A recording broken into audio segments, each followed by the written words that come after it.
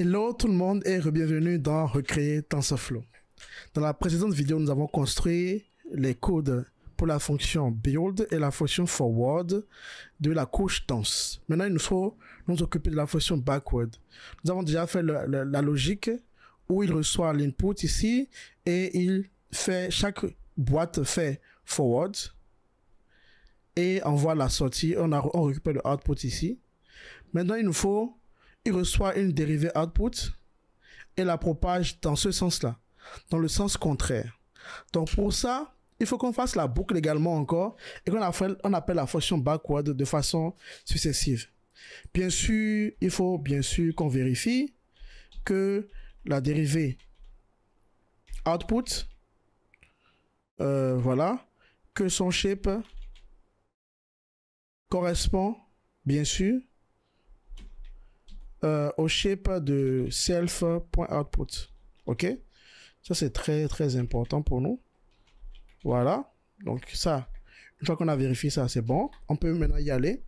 Alors pour parcourir, la suite c'est une liste. On va la parcourir de façon du plus petit au plus grand.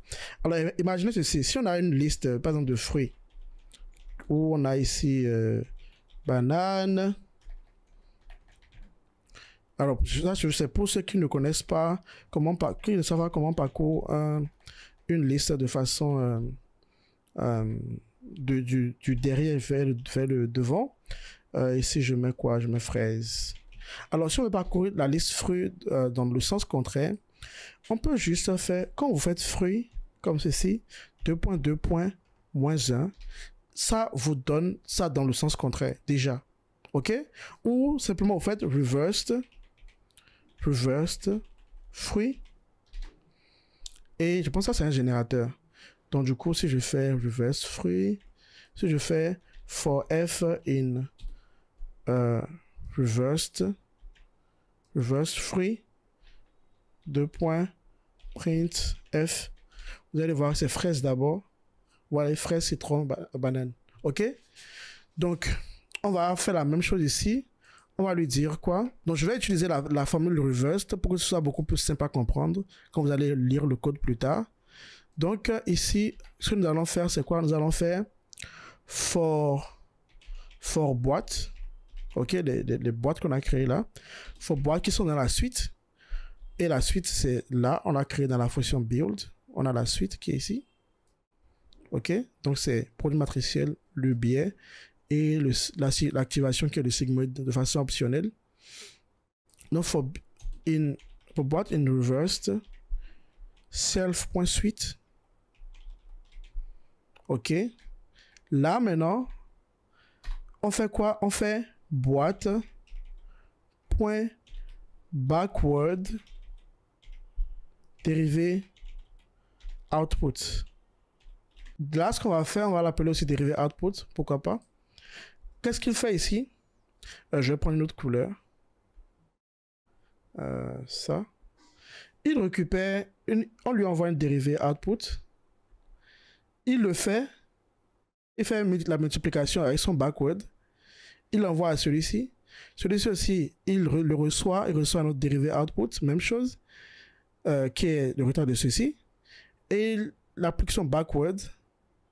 Puis, il envoie ça à celui-ci, celui-ci reçoit son dérivé output et fait son backward. Et après, on a la dérivée de l'ensemble par rapport aux paramètres, aux différents paramètres. Ok? Donc, c'est ce que nous allons faire là. Donc, on peut l'appeler dérivé output encore. On peut l'écraser. Du coup, voilà. Voilà. Et donc, du coup, le résultat, on va l'appeler dérivé input. Hein, c'est ce qu'on avait dit. Donc, dérivée input, donc la dérivée par rapport input, c'est ce qu'on a fait pour les boîtes. Gardons la même logique pour l'ensemble. Donc dérivée output qui aura déjà changé. Et donc du coup c'est bon. Pour ceci, on n'a pas besoin de retourner quelque chose. Aussi, pourquoi pas, on peut retourner puisqu'on fera une liste après de couches. Vous voyez, de la même manière qu'on a fait une liste, une suite ici, une suite d'opérations. Plus tard, nous aurons une liste de suites. Et les suites représentent des couches, bien sûr. Donc, les couches denses. On aura une dense, 5 neurones. On aura dense, 2 neurones. Et voilà, éventuellement, si c'est une régression, il faut qu'on ait dense 1 à la fin. OK? Là, c'est 3 couches. Là, c'est comme si... Alors, là, j'ai fait 5 de 1. C'est comme si on avait... Alors, vous voyez? 3 couches. Ici, je mets 5. Ici, je mets 2. Ici, je mets 1. C'est un peu comme si on avait quelque chose comme ça. Alors, continuons. Donc, du coup, on retourne la dérivée. Donc, on retourne ça parce que dans la liste, la boucle qu'on fera après, on en a besoin. Donc, c'est ça. C'est bon pour la dérivée, je pense. Hein. Je pense qu'on est bon. Et ce qu'on va faire, c'est qu'on va ajouter une petite fonction pour afficher, pour donner un nom à la classe quand elle va être appelée. Donc, self, on doit préciser que c'est une couche dense. On doit dire le nombre de neurones qu'il y a à l'intérieur. Donc, du coup, on va envoyer un f string. On va dire couche dense, donc dense layer. Et je mets ici neurons égale pour dire combien de neurones on a mis à l'intérieur. Donc, self.neurons. Voilà. Et si on a une activation, il faut qu'on le précise aussi. Self activation, si on a ça, on va lui dire, on va envoyer la même chose, mais on va lui dire avec, si on a la même chose, on fait R plus égal, on va dire espace avec sigmoïde. Avec sigmoïde. OK? Et on retourne la réponse. Donc, du coup, ce sera ça. Ce qui sera... Voilà. Donc là, du coup, je peux voir... Là, j'ai fait... alors, je peux effacer ce qu'on a fait en bas ici, là. Donc, du coup, je peux créer une couche dense. Donc, je vais appeler ça couche égale à dense. Alors, je vais même prendre l'exemple qu'on avait déjà mis ici. Dense neurone 3. OK? Dense neurone 3. Donc, du coup, aussi... Alors, on va l'appliquer tout à l'heure, vous allez voir le résultat. Donc, je peux même l'afficher déjà. Donc, quand je fais couche, j'aurai... Vous voyez, là, on a une dense layer avec 3 neurones. Si je mets, par exemple, là, si je crée un sigmoïde, donc si je crée sig égale à sigmoïde. Voilà, comme ça. Et je fais... Alors, appelons ça sigmoïde totalement. Sigmoïde égale à la classe sigmoïde. Donc ça, c'est une boîte sigmoïde qu'on a créée comme ça. Et là, on vient de créer une boîte, ça, comme ceci. Donc, je le mettrai dans, je dis activation égale sigmoïde. OK? Je fais ça et que j'affiche, vous allez voir, ça va écrit avec sigmoïde. Très bien. Donc, on va regarder ça comme ça. Maintenant, on va essayer de voir si le forward et le backward fonctionnent. Donc, si je reprends notre X, OK? Si je reprends notre X, alors regardez, tout ce qu'on avait fait avant là, c'est ça qui va, tout ce qu'on avait fait avant jusqu'à sig backward day out, c'est ce qui va être, c'est ce qu'on va avoir maintenant. On a mis le tout ensemble. Donc, si je le teste en faisant couche, alors, en faisant couche point forward X. Alors, il faut qu'on anticipe le résultat. Ça veut dire quoi? Ça veut dire que mon X là, c'est quoi son shape? Alors, le X, il a un shape de 4, 3. Donc, ça veut dire qu'on a 3 caractéristiques. Regardez. On a 3 caractéristiques. OK? Avec 4 exemples. Donc, 4 maisons. Disons maisons. Et on a dessiné une couche. On a dessiné une couche avec 3 neurones. OK? Donc, 3 neurones comme ceci. Donc, le W ici, il aura de la forme 3, 3. OK? Donc, si on fait 4, 3, produit matriciel, 3, 3, le résultat sera de shape 4, 3. Mais quand on ajoute le biais avec le sigmoïde, on aura 4, 3. OK. Donc, essayons de voir le résultat. On va voir si ça donne effectivement les 4, 3 qu'on espère. Voilà, 4 lignes, 3 colonnes. C'est parfait, ça a marché. OK? Et ce qui est bien, c'est qu'on peut voir les paramètres, les weights qui ont été utilisés, couche.params. Si vous vous rappelez bien, on avait créé une liste ici, params, dans laquelle on ajoute les paramètres une fois qu'on les a créés. Vous voyez, self params, on a ajouté les paramètres.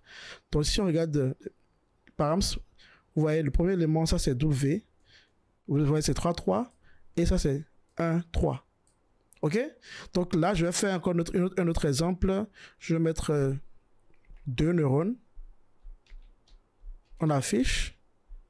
Donc là, quand on va faire forward, là, on aura, au lieu d'avoir 3, 3, c'est 3, 2 ici. Donc on aura 4, 2. Donc si je l'exécute, on aura 4 lignes, 2 colonnes. Très bien. Et les W, je pense que c'est censé rester la même chose, hein, puisque le seed est le même. Voilà. OK. Parfait. Là, ça veut dire que le forward a marché. Maintenant, on va voir le backward. OK. Puisque là, on a 2 neurones. Le output, c'est 4, 2. Donc, il nous faut un dout là. On va faire NP. Il nous faut une dérivée qui a le même format. Donc, random.randn. Et je mets 4, 2.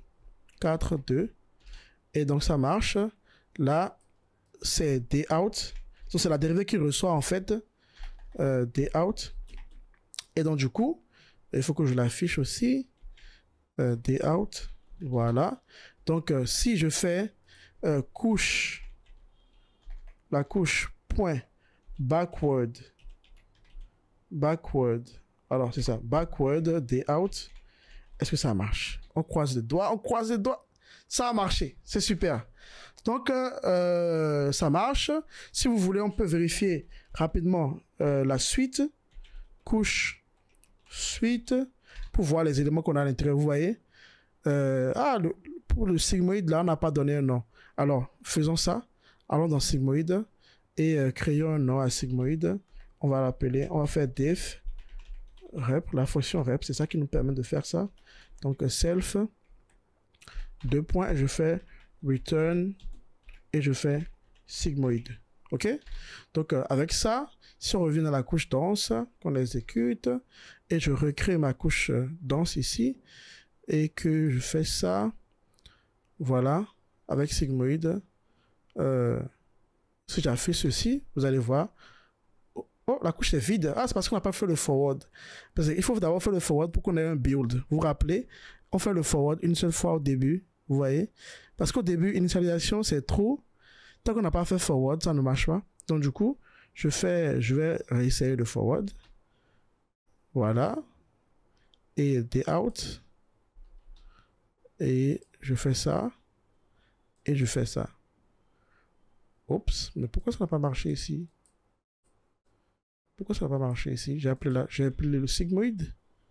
J'ai donné son nom. Ah, j'ai pas réexécuté ici. Ok, je vois. C'était ça le problème.